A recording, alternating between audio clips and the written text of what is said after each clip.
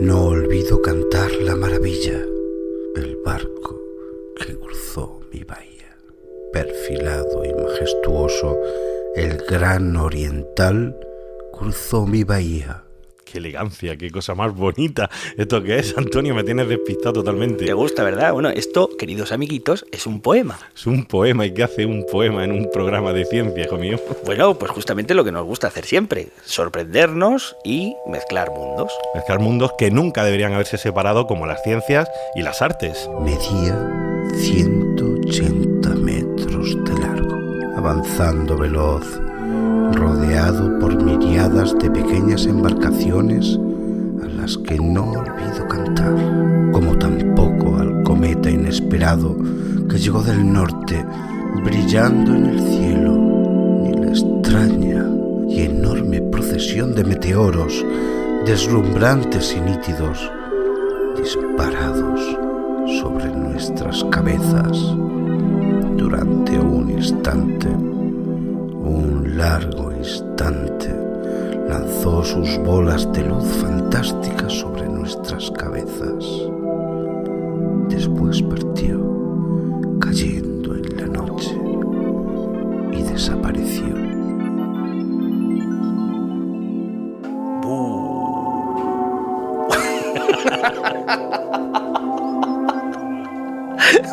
Lo que habéis escuchado es un fragmento de un poema de Walt Whitman que se llama Año de Meteoros y que está incluido en su maravillosa obra Hojas de Hierba. Lo ha leído nuestro amigo Ray Jaén del podcast Audio Relatos. Y lo que describe el poema es una lluvia de meteoros en mitad de la noche que debió dejarle bastante impresionado. Exactamente, nos habla de un cometa inesperado que llegó del norte y de una enorme procesión de meteoros.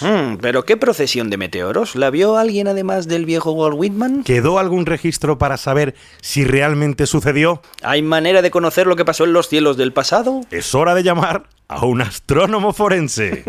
Lo dices como si fuera un superhéroe, pero dime, un astrónomo forense es algo así como un CSI de la astronomía, ¿no? Exactamente. Y de eso precisamente va el programa de hoy.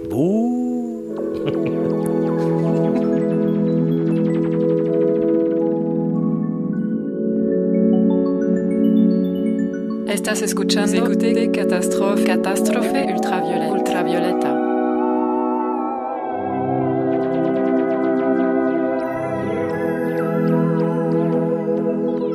Hola, soy Antonio Martínez. Yo soy Javier Peláez y antes de seguir os recordamos que este programa, Catástrofe, no sería posible sin el apoyo de la Cátedra de Cultura Científica de la Universidad del País Vasco y de la Fundación Euskampus. Y que además podéis encontrar todos los programas en nuestra web, catástrofeultravioleta.com. Y estábamos hablando de la gente que investiga los cielos del pasado a partir del misterioso poema de Walt Whitman. Vale, bueno, ¿se sabe entonces si aquella misteriosa lluvia de meteoros existió o no existió? Bueno, comprobar estas cosas no debería resultar muy difícil porque bastaría con mirar los registros, comprobar las fechas. O sea, miras la fecha del poema, la de los acontecimientos que se vieron en los cielos de Estados Unidos en este caso, y por ahí sabrías algo, ¿no? Claro, durante un tiempo se pensó que Whitman se podía referir a la tormenta de las Leónidas de 1858 o a una bola de fuego que se vio en 1859. Pero claro, ahí las fechas no cuadraban con la obra del poeta, y además en el caso de la bola de fuego creo que el fenómeno sucedió de día, mientras que el escritor en el poema describe el momento en la noche. Eso es, y es aquí donde aparece nuestro héroe de hoy, el investigador de la Universidad Estatal de Texas, Donald Olson. Donald Olson, vale, que este es astrónomo forense, ¿no? Eso es, astroforense, como decías antes, y que lleva muchos años investigando los acontecimientos que aparecen reflejados en los cielos, pero de los cuadros. Vale, yo en un estudio anterior, yo creo que me acuerdo que se interesó por una estrella misteriosa que aparecía en un cuadro de Van Gogh, ¿no? En Casa Blanca de noche. Sí, y además, después de una larga investigación, consiguió localizar la casa original que había pintado Van Gogh, que está en Auvers, y establecer la fecha en la que el pintor había podido contemplar ese cielo, esa estrella en concreto, y determinar, en este caso, que se trataba no de una estrella, sino del planeta Venus. De Venus, el 16 de junio de 1890, que además brillaba justamente en esa posición. Tú fíjate, conseguir saber qué es lo que está pintado en ese sitio, en ese lugar, en un momento, en un paisaje de un cuadro, es algo increíble. Además, también ha estudiado el origen de una posible supernova que se menciona en Hamlet, en los cuadros de Edvard Munch, es una locura. Claro, pero volviendo al poema de Whitman y tirando del hilo, Resulta que nuestro amigo Donald, el astrónomo, empezó a mirar en los archivos y descubrió que había hasta 300 registros de observaciones del evento que había descrito Whitman en su poema. Y coincide que además en aquella época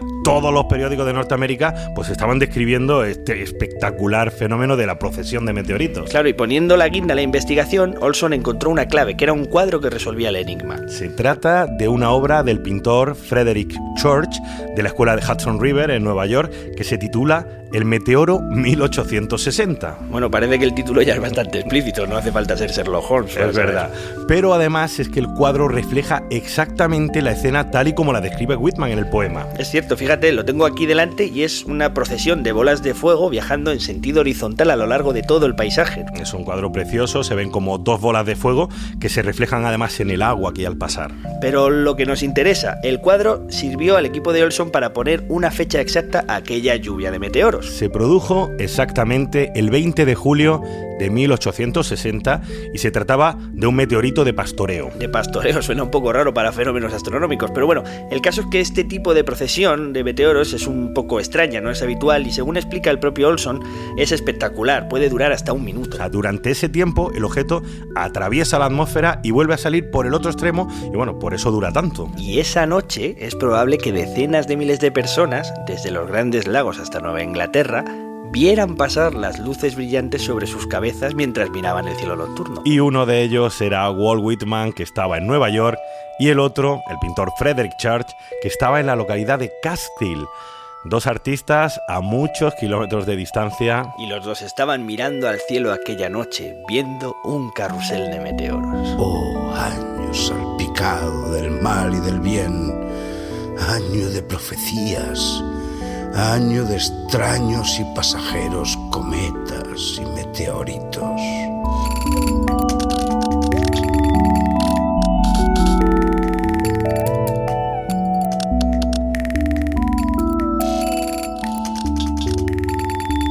Estás escuchando Catástrofe Ultravioleta.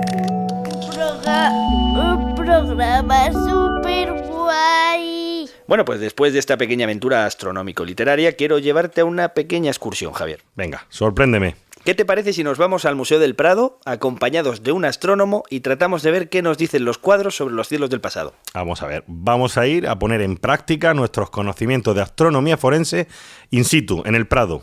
Muy buena idea, muy buena idea. Te presento a nuestra guía. Hola, soy Montserrat Villar, soy astrofísica en el Centro de Astrobiología, un centro del CSIC y del INTA. Estamos en el Museo del Prado y vamos a ver una serie de cuadros donde vamos a aprender cómo los antiguos veían el universo y el cielo. Qué bueno, hoy nos vamos a colar en el museo sin pagar entrada, por la cara. Eso es, aprovéchate, estamos en una de las mayores salas del museo y tenemos delante dos obras que están una junto a la otra y que tienen mucho que decirnos. Vamos a empezar por unos cuadros de Rubens, que los tenemos aquí los dos juntos. Ah, sí, estamos delante y no me había dado cuenta. Estamos aquí delante y el más llamativo desde mi punto de vista es el de Saturno. Vemos un cuadro donde aparece representado una escena mitológica. Es impactante, vemos un anciano devorando a un niño. Saturno devorando a sus hijos. Es una escena mitológica que se ha representado pues cientos de veces. Sí, de hecho, un par de salas más allá está el cuadro que pintó Goya con el mismo motivo y que a mí me aterraba de pequeño. Sí, pero ¿qué es lo que se ve en esta pintura en concreto? Vemos el dios Saturno representado como un anciano con una hoz, que lo asocia también con el paso del tiempo, eso lo conecta con el dios Crono griego. Y tiene una historia detrás. Saturno sabía, por la profecía, que uno de sus hijos le destronaría como el dios el señor de todos los dioses. Para que no se cumpliera esa profecía, nada más nacer los devoraba. Se los comía, ¿no? Se los comía. Este también se las trae. Vemos pues esto, que como no quiere que su hijo le destrone, pues los devora nada más nacer. Finalmente, su esposa, como está harta de que mate a toda su descendencia, lo que hace es esconder a uno de ellos, que es Júpiter, y según la mitología lo que hace es, para engañar a Saturno, hace que le envíen una piedra envuelta en unos pañales y él, Saturno, devora esa piedra pensando que es su hijo. Entonces a Júpiter lo mantienen escondido hasta que se hace mayor y luego él se va a dedicar precisamente a destronar a su padre Saturno, y tras una larga contienda Júpiter consigue destronar a Saturno. Esto es un culebrón, esto es una telenovela. Totalmente, la vida de los dioses griegos da para eso, para hacer una telenovela, pero vamos a lo que nos interesa. Vamos a ver, ¿qué se ve en el cielo en ese cuadro? Si llama la atención este cuadro es porque en la parte de arriba vemos una estrella triple. La del medio es más brillante que las dos de al lado, y lo que está haciendo Rubens es representar el planeta Saturno, que es al que se le asocia este dios, tal y como Galileo lo había observado a través del telescopio. Galileo hizo una serie de descubrimientos muy importantes entre 1609 y 1610, que fue la primera vez que se usó el telescopio con fines astronómicos. Lo que vio es que Saturno era una estrella triple, ya se lo describió. Ve una estrella triple, la del medio, como 4 veces mayor que las dos de al lado.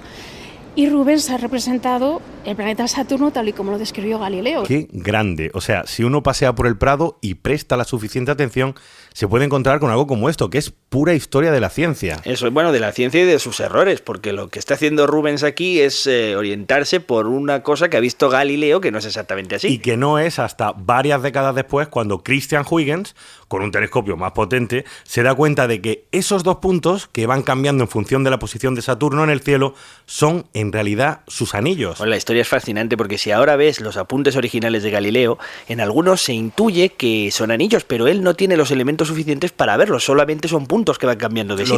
Lo tenía ahí delante, pero no había juntado todas las piezas del puzzle. O sea que Rubens estaba siendo fiel al conocimiento científico de su época, ¿no? Eso es, porque este cuadro, si lo pintó, pues si no recuerdo mal, alrededor de 1636, o sea que fue pues unas décadas después de Galileo, que es en 1610 cuando... 1611 más o menos, cuando describió Saturno de esta manera, ¿no? Y a mí eso me parece fascinante, o sea, cómo el avance científico está siendo plasmado en este cuadro de Rubens. Además, refleja estupendamente cómo vamos aprendiendo, ¿no?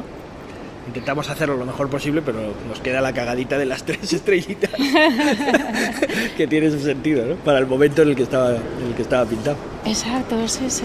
Qué bueno. Qué bueno, qué bueno. Venga, vamos a pasar al siguiente cuadro, que también es de Rubens. Eso es, nos movemos unos escasos metros y justo al lado tenemos un cuadro que no puede ser más astronómico, porque en este caso representa nuestra galaxia bajo una visión del siglo XVII. Bueno, y el que tenemos al lado es la Vía Láctea, ¿no? Aquí al lado es otro cuadro de Rubens, donde vemos otra escena mitológica, vemos 3 personajes, en el centro una mujer, que es la diosa Juno. La reconocemos pues por esos 2 pavos reales que están arrastrando el carro. La diosa está pues, desplazándose a través de la bóveda celeste en un carro dorado arrastrado por esos pavos reales, que son el símbolo de la diosa Juno. Diosa Juno era la esposa de Júpiter. Antes hablamos de Júpiter, niño, ahora ya lo vemos aquí ya mayor, muy enfadado. Y lo reconocemos porque vemos el haz de rayos, vemos el águila, que son atributos que generalmente van asociados a Júpiter. Venga, el culebrón continúa y encima ahora hay una historia de cuernos aquí en medio. Júpiter está detrás del carro y está contemplando la escena de Juno, que está dando de mamar a un niño que tiene en el regazo. Ese niño es Hércules. Uno de los problemas que tenía Júpiter es que era muy mujeriego, le encantaban las mujeres, mortales, inmortales, le encantaban. Lo que yo te digo, aquí hay lío, aquí hay lío. Sí, pero espera, que todavía se complica. La debilidad de Júpiter era, pues eso, las mujeres. Entonces se liaba con todas, vamos, mortales, inmortales, como decía. Hércules es un hijo de Júpiter y una mortal, no es hijo de Juno. Entonces choca que por qué Juno está aquí está alimentando a Hércules. Entonces lo que ha ocurrido es que Júpiter quiere que su hijo tenga carácter divino.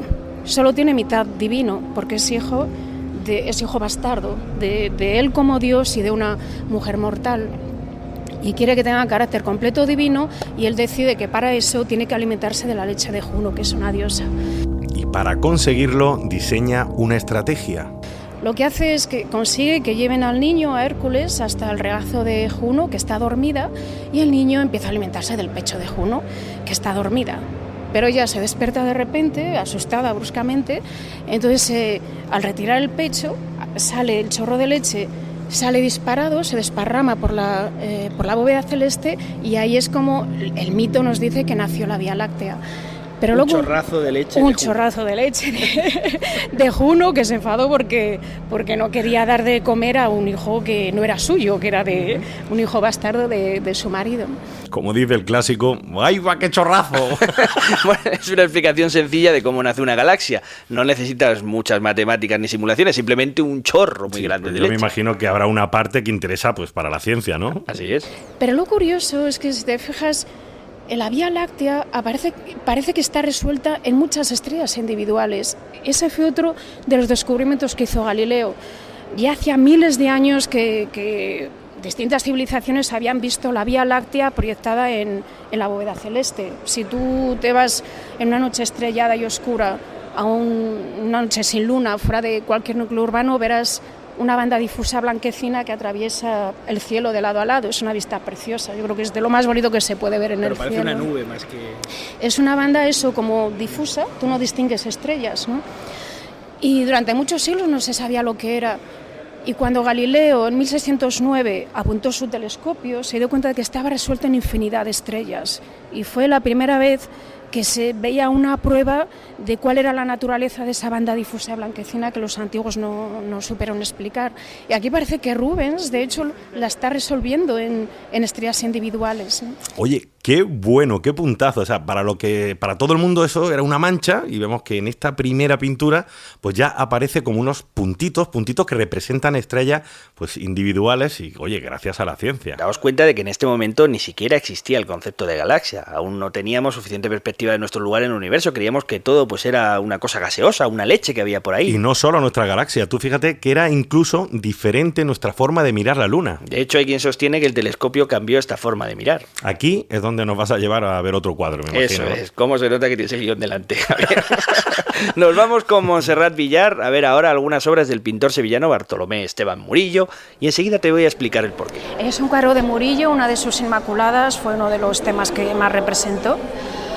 En la Inmaculada vemos la figura de la Virgen sobre la luna, que está representada tal y como está descrita en el Apocalipsis. Se le describe como iluminada por el sol, coronada con estrellas. Curiosamente en este cuadro no aparece la corona de estrellas, pero en otros muchos aparece la corona de estrellas, y posada sobre la luna. Entonces la luna es un elemento que aparece en todas las representaciones de la Inmaculada. Aquí tenéis un primer concepto claro. La luna es siempre un elemento de pureza. Una bola blanca y pura. Esfera, cuarto creciente, menguante, pero siempre es una superficie totalmente pura y cristalina que se asocia tanto con la pureza de la Virgen Inmaculada como con la idea aristotélica según la cual en la esfera sublunar, que es donde está la Tierra, las cosas son corruptas, perecederas, pero en la esfera supralunar, todo lo que hay en la esfera supralunar y por encima, todos los astros son cuerpos perfectos e inmutables. Pero todo esto cambia, y otra vez por Galileo. Además, es muy curioso cómo se puede convertir el Prado pues casi en un museo de historia de la ciencia, bueno, en este caso historia de la astronomía, de su evolución, todo plasmado en óleo. Sí, depende de con qué ojos mires el museo, ¿no? Ahora vamos a hablar de un pintor italiano que cambia la manera de pintar las lunas. Efectivamente, Cigoli, un pintor italiano que de hecho era amigo de Galileo, o sea que se sabe que tuvieron mucha relación. Cigoli representó también una Virgen Inmaculada, que bueno, se le ha dado también el nombre de Asunción de la Virgen, aunque la escena es muy parecida, en una de las capillas de la Basílica Santa María Mayor de Roma. Aparece la Virgen coronada de estrellas, representada sobre la luna, pero ahora la luna ya no es una superficie pulida y perfecta, sino que vemos cráteres, vemos relieve. A ver, resumiendo, Cigoli, gracias a la ciencia y a las primeras observaciones astronómicas a través del telescopio, rompe con las ideas previas. Eso es, y es el primero que empieza a representar a la Virgen sobre una luna más realista. ¡No! Nunca me imaginé que la luna fuera así. En la luna también hay montañas y valles. Oye, ¿y qué pasa con que la luna tenga montañas y valles? Significa que la luna es igual que la Tierra. ¿Sí? Bueno, ¿y qué? Pues que demuestra que la Tierra no es el único cuerpo celeste con montañas y valles y que las estrellas del universo no son lisas. Y también demuestra que están equivocados. Efectivamente. Y dicho de otra forma, la Tierra es un cuerpo celeste más del universo. Esta es la Luna y aquella es la Tierra. Galileo tenía razón en todo lo que estaba diciendo. Representa a la Virgen sobre una luna que ya no es una esfera perfecta y pulida, sino que está llena de cráteres. Y lo curioso es que representa a la Luna tal y como Galileo la había visto a través del telescopio. Galileo, cuando apuntó el telescopio, vio que tenía relieves, que tenía montañas, valles, no era la esfera cristalina y pura que se había asumido. Fue otro de los grandes descubrimientos de Galileo. Y Chigolo hizo dos cosas. Primero, apoyar las ideas de Galileo, y segundo, asumir la idea de que la fe se tenía que ir adaptando a los avances científicos. Esa representación es muy especial por esos dos motivos. Qué buen ejemplo de cómo el conocimiento científico y el arte pues van interactuando. A mí me encanta. Venga, ¿tienes algún ejemplo más? Bueno, tendríamos muchos más, pero bueno, por no extendernos demasiado, me gustaría hablarte de algo que Montserrat me dejó para el final. Estábamos paseando por allí por el museo, viendo cosas, y de repente me habla de un lienzo que fue encontrado en una tumba china con más de 2000 años de antigüedad. Fíjate, hay una cosa que me parece una preciosidad y el objetivo no era algo artístico, sino más bien entender algo que aterraba a la gente, que eran los cometas. Volvemos a estar como al principio, a hablar de objetos que aparecen de repente en el cielo. Sí, fíjate que Montserrat me lo cuenta casi susurrando, Javier, no hace falta que tú también susurres. Estamos en una zona del Prado que está dedicada a la pintura románica. Imagínate la situación, los dos solos, cuando me empieza a introducir en esta historia. Pues más o menos en 1970 se hizo uno de los descubrimientos más interesantes de la arqueología del siglo XX. Y fue en una colina cerca de Magandui, en China, se descubrió un yacimiento donde había 3 momias. Y se cree que eran de 3 personajes, pues un político importante de aquella época, su esposa y la momia de un joven que posiblemente era el hijo, ¿no? Con esto además había miles de objetos de todo tipo, desde ropas hasta documentos, hasta piezas de cerámica, etcétera, miles de objetos, ¿no? Y entre todo esto había un montón de lienzos de seda, fíjate qué preciosidad, donde se describía todo tipo de cosas, desde cosas relacionadas con la medicina, estrategia militar, escrito en seda. Fíjate qué cosa más bonita, ¿no? Hace más de 2000 años. Y es aquí donde aparece un documento muy especial. Una especie de atlas. Y entre estas cosas se descubrió un pergamino de seda donde aparecen dibujados como unos 20, 30 cometas. Fíjate, lo que estaban haciendo era tratar de asociar a cada cometa, que ellos ya podían ver que tenían distinto aspecto, lo veían unos con 3 colas, otros sin cola, otro con 2 colas, veían incluso, distinguían ya aspectos diferentes y les aterraban. Ellos pensaban que eran mensajeros de guerra, de epidemias, de enfermedad, de distintos tipos de desgracias. Lo que querían era, según el aspecto del cometa, querer predecir qué desgracia iba a traer. Pues era una invasión o era muerte del rey, etc. Lo que le llama la atención a Montserrat es que eran tiempos en los que la ciencia no existe, pero hay como una especie de intento de clasificar las cosas, ¿no? Aunque sea una superstición, o sea, quieren saber si los cometas con 3 colas traen una desgracia diferente a los que aparecen con una sola cola, ¿verdad? Entonces es el dibujo de una serie de cometas con distinto aspecto y luego aparece con la simbología, aparece escrito qué tipo de desgracia va a traer ese cometa, ¿no? Entonces es un atlas de cometas, el primer atlas que nos ha llegado de cometas de la historia, ¿no? Precioso, precioso. Y ves algo que lo que inspiraba era terror, ellos trataban de entenderlo para ser capaces de prevenir esas desgracias. Eso es. Y luego es otra de las representaciones que a lo largo de los siglos ves cómo ha ido cambiando la mentalidad con el avance científico. El representar los cometas, los eclipses, fenómenos que los seres humanos eran incapaces de entender, lo asociaban con mensajeros de la muerte, ¿no? A medida que pasan los siglos ya la ciencia va entendiendo, especialmente en el siglo XIX, ya aparecen algunas representaciones de cometas en cuadros donde aparecen simplemente como una pincelada del paisaje, es como un elemento más que, hombre, si te da un carácter como de eternidad, al ver ahí sobre un paisaje un cometa, ¿no? Te da un cierto carácter místico, ¿no? Pero ya le ha quitado todo la idea esta del horror y del terror, porque ya se empezaba a conocer lo que eran los cometas. Entonces, también cuando comparas la representación de ciertos objetos astronómicos fenómenos en distintas obras de arte a lo largo de los siglos, distintas culturas, ves cómo hemos ido también aprendiendo y asimilando los conceptos de la ciencia y cambiando nuestra percepción. Qué chulo, qué historia. Todo eso se ve en el arte. Menos mal que hemos venido aquí y me lo has contado, estamos de lo mejor que me has contado. Qué chulo, guau. Como dices tú ahí, qué historión, qué bueno. Sí, Las de cometas, un intento de clasificar el terror por las señales en el cielo, creo que no se puede pedir más, desde luego. Por cierto, si queréis ver este pergamino y los cuadros que estamos aquí contando, pues los tenéis en nuestra web catástrofe-ultravioleta.com. Pero no os creáis que las asociaciones entre arte y ciencia han terminado aquí, porque tenemos unas cuantas sorpresas reservadas. No se os ocurra ir a ninguna parte, volvemos.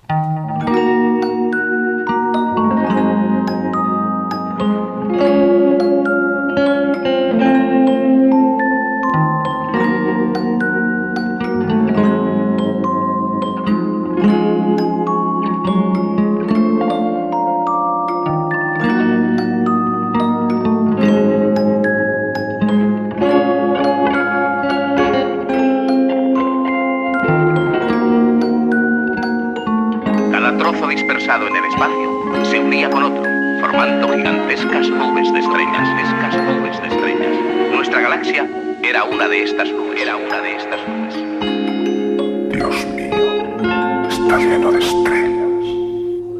Seguimos en Catástrofe Ultravioleta y continuamos enganchados al siglo XVII, que fue un siglo de oro para las letras y para la astronomía. Y ya que estamos mezclando estos dos mundos y que hemos empezado el programa con un poema, te voy a presentar a un amigo. Soy David Barrado, un científico del Centro de Astrobiología, aquí en Madrid, en Villafranca del Castillo, en la estación de la Agencia Espacial Europea, el centro que tiene la ESA en Madrid para seguir a misiones espaciales y explotar científicamente esos datos. Bueno, y en este entorno, en Villafranca del Castillo, en la estación de la ESA, estamos rodeados de telescopios, de gente que investiga el universo, que desarrolla satélites. Aquí vamos a hablar de Cervantes. Bueno, es que además estáis casi en un lugar de la Mancha, ¿no? Bueno, más o menos, está al sur del Madrid, pero no tanto. Pero escucha qué comienzo tan literario. En realidad yo creo que es que las historias le buscan a uno. Y en efecto estaba leyendo durante la Semana Santa, de hecho todo ha sido bastante rápido, las novelas ejemplares, que era un libro que tenía en mente desde hace muchísimo tiempo, y de casualidad lo cogí, empecé a leerlo. También de casualidad, en el propio prólogo, que no me suelo fijar en esos detalles, me fijé en la fecha de que Cervantes escribe ese prólogo, que es 1613.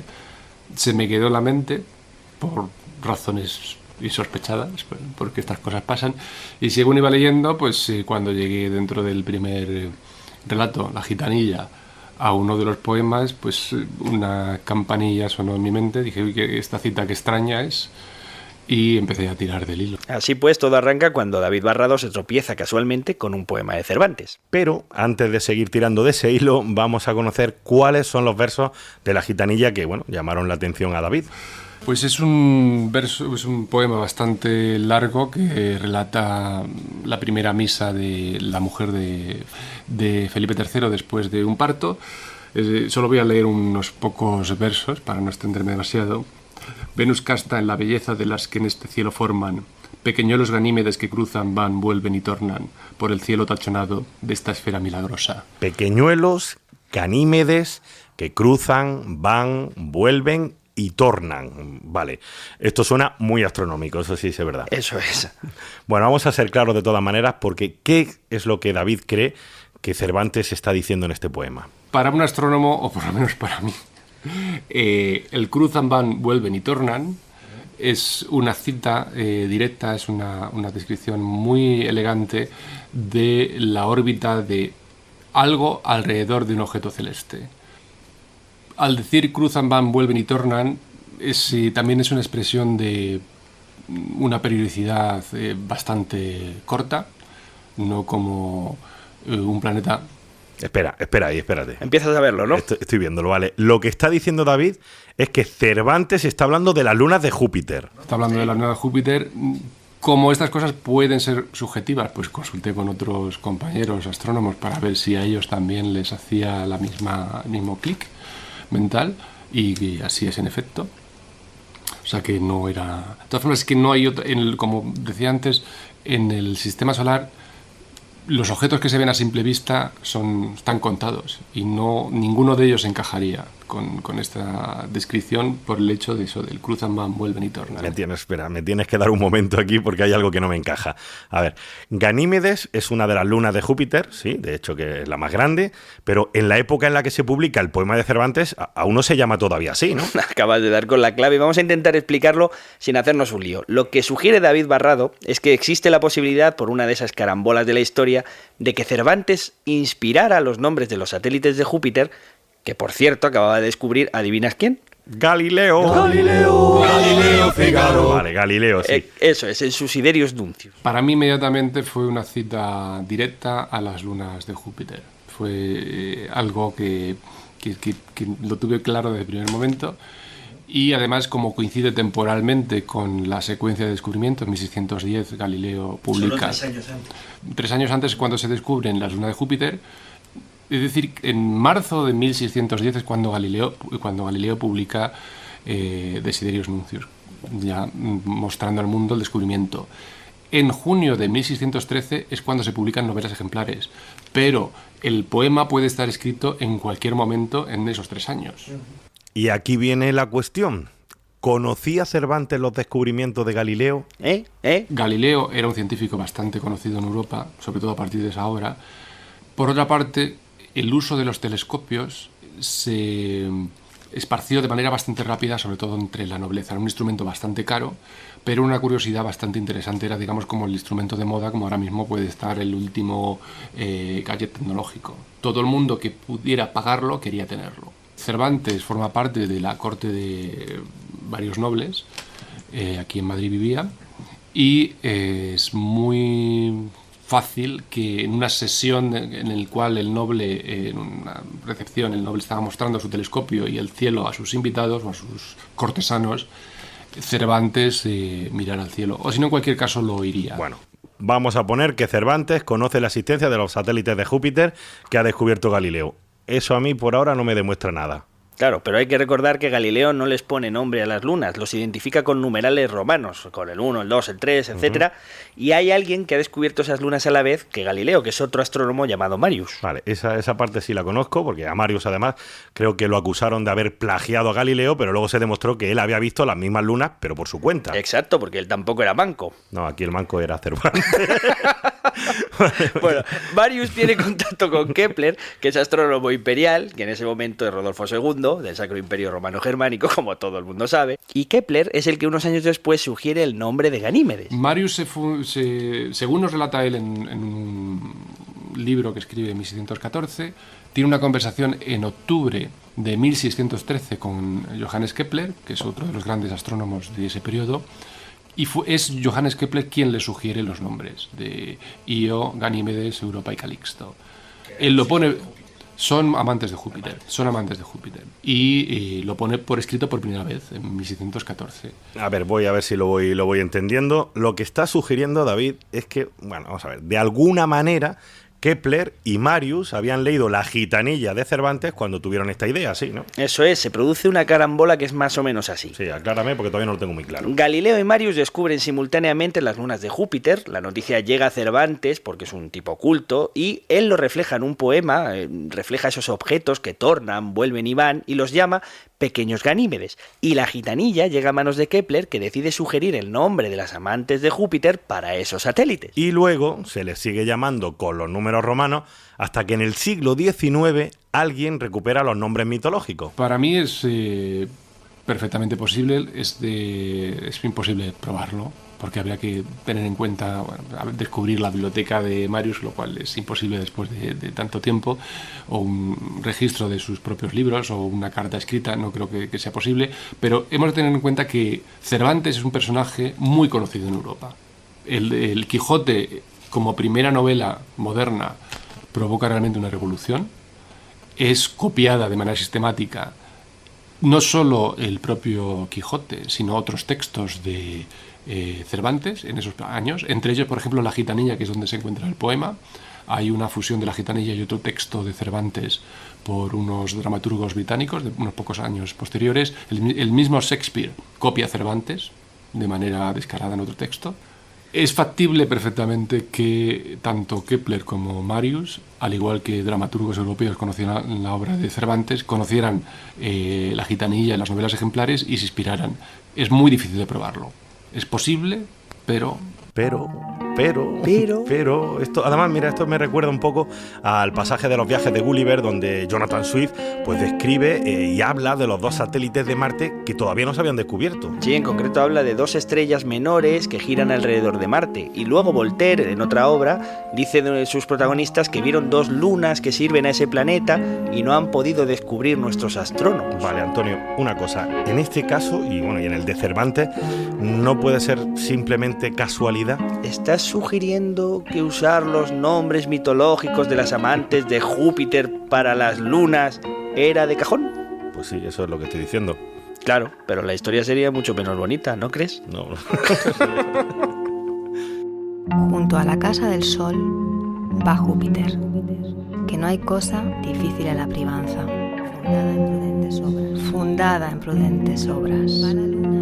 Va la luna en las mejillas de una y otra humana diosa. Venus, casta en la belleza de las que este cielo forman. Pequeñuelos Ganímedes, cruzan, van, vuelven y tornan por el cinto tachonado de esta esfera milagrosa.